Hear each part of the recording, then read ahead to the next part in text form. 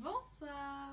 Donc, dans cette vidéo, on va vous parler de notre voyage au Bénin et de notre expérience religieuse. Donc, on a vécu une expérience religieuse dans le vaudouisme. Donc, on va vous en parler plus en détail aujourd'hui. Donc, la semaine passée, moi et Riri, on est allés au Bénin pour l'agence Québec Tourisme Religieux pour vivre une expérience religieuse et on a décidé d'aller au Bénin pour vivre l'expérience religieuse du vaudouisme. On a voulu vivre cette expérience-là parce que c'est hors du commun, puis parce que c'était un peu considéré comme une religion satanique et diabolisée, puis nous, ça nous intéressait pas mal d'aller voir s'il y avait vraiment des diables ou des esprits. Fait que finalement, on s'est rendu au Bénin dans la ville de Ouidah. Puis c'est le grand prêtre vaudou qui nous a accueillis, puis il nous a invités à une cérémonie vaudou le soir d'après. Puis nous, on savait pas trop c'est quoi ça impliquait, là, tu sais, on a vécu notre vie. On allait là pour le fun. On allait là pour le fun. Puis, le lendemain, quand on est arrivé à la cérémonie, tout le monde était en cercle. Il faisait noir, c'était le soir. Puis, il y avait un grand feu. Puis, il y avait des gens avec des masques de paille de toutes les couleurs. Puis, on s'est joints au groupe. Puis, on commençait à danser en cercle. Puis, on nous a expliqué après qu'on faisait ces danses-là pour aider l'initié, qui est, dans le fond, la personne qui va se faire posséder, à vaincre les esprits malins pendant sa possession. Donc, c'était des chants et des danses qui s'accompagnaient pour aider l'initié durant sa possession. Puis, les gens qui portaient des masques, ils représentaient des dieux. Donc, le dieu Mahou, qui est le grand dieu qui nomme l'inaccessible, selon leur religion. Puis, donc c'est ça, ils nous ont tout expliqué ce sens-là, puis on s'est mis à danser avec eux un peu leur danse, mais tu sais, on savait pas trop comment faire, mais on l'a fait pareil pour vivre l'expérience religieuse. Puis c'était vraiment le fun parce que les gens nous ont vraiment expliqué qu'est-ce que ça concernait. Tu sais, le vaudou, c'est quelque chose de très... c'est pas très connu, puis c'est ça, les gens pensaient que c'était vraiment quelque chose de satanique, mais c'est vraiment quelque chose qui se transmet de génération en génération. Ça peut être médicalement, ça peut être culturellement, des chants, des prières, de l'éducation, puis plein d'autres choses comme les poupées vaudou, comment apprendre les bonnes incantations pour posséder des gens, puis les sortir de leur misère, parce que les gens qui choisissent de faire ça, oui, ça leur fait mal à l'intérieur d'eux, mais aussi ça les libère. Donc ensuite, après notre danse autour du feu, le prêtre nous a dirigés vers la plage où est-ce qu'il y avait la distinction de la porte entre les deux mondes. Puis l'initié était habillé en blanc parce que le blanc, ça signifie la transparence des esprits. Puis ensuite, dans le fond, on était là pour trouver des réponses à nos questions. Puis c'était vraiment quelque chose de spirituel, puis de concentrer sur la possession des esprits. Donc, comme Erika l'a dit, on était sur la plage où c'était la porte entre les deux mondes, avec la transparence, donc le blanc, qui démontrait que les esprits malins et bons, c'était transparent, donc l'initié ne voulait pas attirer ni un ni l'autre, il était transparent vis-à-vis eux. Notre objectif d'assister à cette cérémonie-là, c'était d'en apprendre plus sur cette expérience religieuse-là et la vivre aussi, c'est hors du commun. C'est une expérience religieuse qui est exceptionnelle pour nous, c'est vraiment pas quotidien. Pour eux, par contre, ils nous ont dit que c'est assez quotidien. Il y a beaucoup de fêtes religieuses, de fêtes vaudou qui fêtent. J'en ai nommé quelques-unes dans le dépliant, je me souviens pas vraiment du nom, mais c'est ça, il y a beaucoup de fêtes religieuses qui sont en lien avec les esprits de la nature, des enfants, tout ce qui est important. Donc pour eux, c'est quelque chose d'assez quotidien, une possession.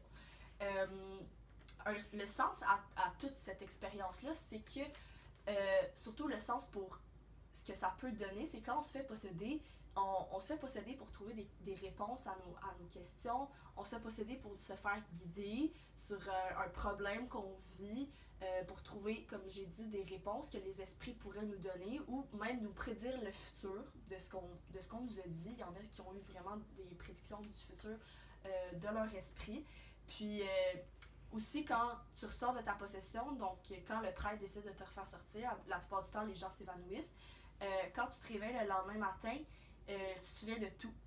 Donc, tu te souviens vraiment de quel esprit t'a visité, son nom, puis ça devient un peu comme ton porte-malheur ou ton porte-bonheur, parce que des fois, il peut y avoir des esprits malins comme des esprits bons. Donc, le sens, nous, personnellement, on s'est pas fait posséder parce qu'on était seulement des apprentis. On n'était pas des initiés. On venait vraiment pour observer parce qu'il faut vraiment avoir la mentalité, la conscience. Il faut vivre là-dedans depuis longtemps et comprendre les esprits pour pouvoir se faire posséder. C'est pas n'importe qui peut le faire, mais des personnes qui veulent absolument le faire peuvent venir dans la ville, puis apprendre avec le grand prêtre vaudou pendant quelques mois, puis après ça, vous allez pouvoir vous faire posséder, mais c'est ça, juste venir quelques semaines pour juste regarder l'expérience et ça s'est passé pour se faire posséder. Donc, à notre retour au Canada, on a fait une remarque principale, c'était qu'ils étaient vraiment reliés à leur religion, ils étaient proches de leur religion, leur famille, ça se transmettait de génération en génération, ils étaient vraiment fidèles à cette religion-là, puis que ça leur apportait souvent des souvenirs, des expériences positives, négatives, ça les rapprochait entre eux ou les éloignait, ça se réconciliait.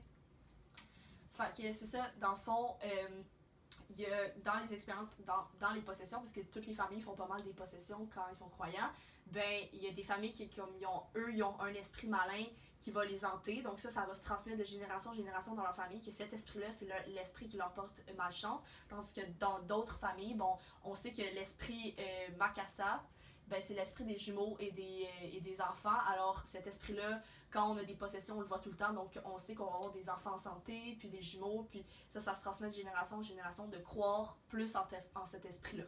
Donc les croyances varient d'une famille à une autre, puis se suivent dans le fond avec les générations. Exactement, puis étant donné que c'est toute la même religion, ben ils sont tous beaucoup plus liés que nos religions ici au Canada. Mais qu'est-ce que nous, ça nous a appris de vivre cette expérience religieuse-là, ou du moins d'assister à une cérémonie de possession, c'est que certaines religions sont vraiment très liées, c'est très familial. Comme je l'ai dit, les esprits varient de famille en famille, mais ça reste que c'est toute la même religion qui se lègue de génération en génération. Puis aussi qu'on peut pas seulement se limiter aux limites du possible de ce monde, on peut aller chercher des réponses dans l'au-delà, juste seulement, peut-être comme vous l'avez dit, M. Dufort, en méditant, puis en se relaxant, puis en ouvrant notre esprit, mais ça nous a vraiment fait réaliser que les esprits du vaudouisme pouvaient nous donner des réponses si on était croyant et si on pratiquait cette religion-là, ce qui nous a vraiment ouvert l'esprit à aller chercher des réponses dans l'au-delà. Parce que souvent au Québec, les religions sont plus saines d'esprit, si on veut, mais à l'extérieur, les religions sont vraiment plus farfelues, différentes et non connues, donc ça nous permet de nous ouvrir les yeux, comme Audrey a dit, puis de découvrir de nouvelles choses, de nouvelles façons de penser. Finalement, c'était ça pour notre expérience religieuse au Bénin, soit la possession dans le vaudouisme. On espère que vous en avez appris un peu plus, que ça vous a ouvert un peu plus les yeux sur ce que c'était et que ça va peut-être même vous tenter de faire le voyage un jour ou même de seulement rechercher un grand prêtre qui vit ici à Montréal, ça m'étonnerait, mais qui vit ici, puis aller faire l'expérience par vous-même. On le vous souhaite tous et on espère que ça vous a vraiment plu. Et maintenant, alors, moi je vais parler du pèlerinage à la Mecque qui est fait par les musulmans venant de l'islam. En fond, c'est un pèlerinage, pardon, c'est le plus grand pèlerinage de la religion musulmane. C'est un des 5 piliers aussi. Fait que quand les gens ils sont assez grands, assez vieux, en fait, quand ils sont pubères, quand ils sont assez stables financièrement et mentalement, ils doivent le faire pour compléter leurs 5 piliers de l'islam. Ça se passe où? Ben, c'est à la Mecque. Puis c'est quoi? En fait, c'est qu'ils doivent faire 7 fois le tour de la Kaaba, qui est comme un gros cube noir. En dedans, on dirait que... On pourrait dire, en fait, qu'il y a comme des... C'est la maison des dieux, en fait, un peu. Puis au sud-est de la Kaaba, qui est le petit cube noir qu'on peut voir sur toutes les photos quand on tape pèlerinage de la Mecque, il y a une pierre noire qui, au fil des années, en fait, premièrement, qui aurait été posée là par le prophète lui-même, Mahomet, et en 605 avant Jésus-Christ. Et puis, au fil des années, elle se serait effritée, elle se serait maganée. Donc, ils l'ont mis dans un socle argent pour la tenir en bonne qualité, en fait, pour que les gens puissent la toucher. Donc, quand ils ont fini leur 7 tours, ils touchent la pierre qui est au sud-est de la Kaaba. Et puis, ils vont continuer en pèlerinage. Comme je disais, l'objectif, c'est de réussir les 5 piliers, mais c'est aussi de se rapprocher de Dieu. Puis, être musulman, ben, c'est ça, c'est être proche de Dieu, être proche du grand Dieu Tout-Puissant et aussi appelé Allah. Donc, oui, c'est ça, c'est l'objectif et le sens donné au pèlerinage. Alors, moi, j'ai décidé d'aller en Arabie Saoudite et faire le pèlerinage. En fait, plus d'assister au pèlerinage, parce que je suis pas vraiment fait, vu que je suis pas croyante. Mais juste, depuis que j'étais petite, j'aimais ça voir les images de toutes les croyantes, tous les pratiquants qui s'investissaient dans ça, qui s'investissaient dans le pèlerinage, dans juste d'être assez fort pour pouvoir faire marcher à travers des milliers de personnes qui tournent autour, puis de ne pas avoir peur de tout ça. Donc regardez ça, c'est vraiment comme un spectacle. On dirait que c'est scénarisé, mais ça l'est vraiment pas. Puis c'est fou de voir, il y a autant de gens qui font ça dans le même but, dans le même objectif, puis d'avoir la foi comme ça, je trouve ça beau. Puis c'est tellement demandant physiquement et mentalement de faire ça, donc je félicite les gens qui l'ont fait sérieusement. Et puis j'ai aimé ça le faire parce que ça demande une certaine force en soi pour se lever un matin et se dire moi je vais aller faire un pèlerinage en Arabie Saoudite, se rendre là-bas parce qu'il y a des gens de partout autour du monde qui le font, qui viennent là-bas pour justement faire ça, qui marchent, qui tournent, qui touchent la pierre et d'autres choses qui importent, qui sont dans le pèlerinage en fait. Donc oui c'est ça, c'est pour ça que je voulais aller faire. Parce que je trouvais ça. Donc, après avoir fait le pèlerinage et être venue à la maison, j'ai vraiment réalisé, j'ai eu un flash, que tous les gens qui faisaient le pèlerinage avaient le même objectif. Puis c'était vraiment de se rapprocher de Dieu. Puis ça, je trouvais ça bien. Puis je regardais après, puis je voyais bien qu'il s'en était sorti grandi, qui faisait ça, qui était fier de l'avoir fait. Et puis moi aussi, j'étais fière de l'avoir fait. J'en suis aussi sortie grandi. Et puis maintenant, je peux comprendre ce que les gens y vivent un petit peu plus parce que c'est extrêmement demandant comme je l'ai dit. Puis quand on en sort, on en est fiers, on en est grandi et puis on se sent proche l'un des autres parce que c'est une bonne façon de se rapprocher de notre culture, de notre communauté, notre société, les gens qui croient en les mêmes choses. Fait que oui, j'en suis sortie bien là. Donc en fait, c'est la fin, mais je vous le conseille fortement, même si vous n'êtes pas croyant, même si vous n'êtes pas de la religion de l'islam ou musulmane. C'est vraiment un beau facteur d'unité qui se rapproche les uns des autres dans une communauté.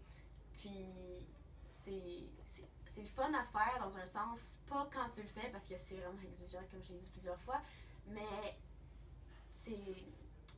ça te fait ouvrir les yeux. C'est accomplissant, c'est comme un accomplissement que tu viens d'avoir dans ta vie. Tu peux dire que tu es allé t'ouvrir les yeux dans un autre pays avec une autre culture pour justement te libérer de tes pensées puis accomplir une grande marche que c'est pas tout le monde qui a le courage de faire non plus. Exactement. Donc, merci d'avoir écouté la vidéo. Et puis, on espère que vous allez visiter l'agence Québec Tourisme Religieux pour pouvoir le faire à votre tour. Merci! On se revoit tous ici!